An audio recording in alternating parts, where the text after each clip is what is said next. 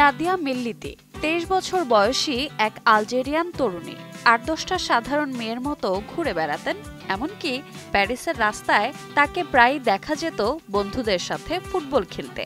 কিন্তু ৭৮তম কান চলচ্চিত্র উৎসবে সেরা অভিনেত্রীর পুরস্কার জিতে নেওয়া মেয়েটি এখন আর সাধারণ রইলেন না। অভিনয়ের টেক্কায় পেছনে ফেলেছেন জেনিফার লরেন্স এবং এলি ফ্যানিং এর মতো জাত অভিনেত্রীদেরও।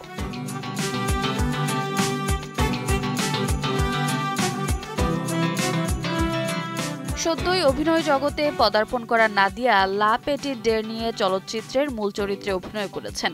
সিনেমাটির পরিচালক হলেন হাফসিয়া হারজি।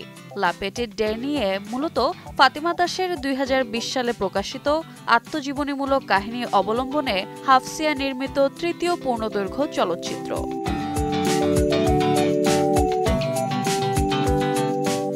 ফাতিমার চরিত্রে অভিনয় করে সেরার পুরস্কার জিতে নেয়া নাদিয়া এক সাক্ষাৎকারে জানান, নাদিয়া কোনো অভিনয় প্রশিক্ষণ নেননি, ছিল না সিনেমার প্রতি বিশেষ আগ্রহ। তবে তিনি সিনেমার গল্প শুনে এই চরিত্রটির জন্য অনেকটাই সহানুভূতিশীল হয়ে পড়েছিলেন।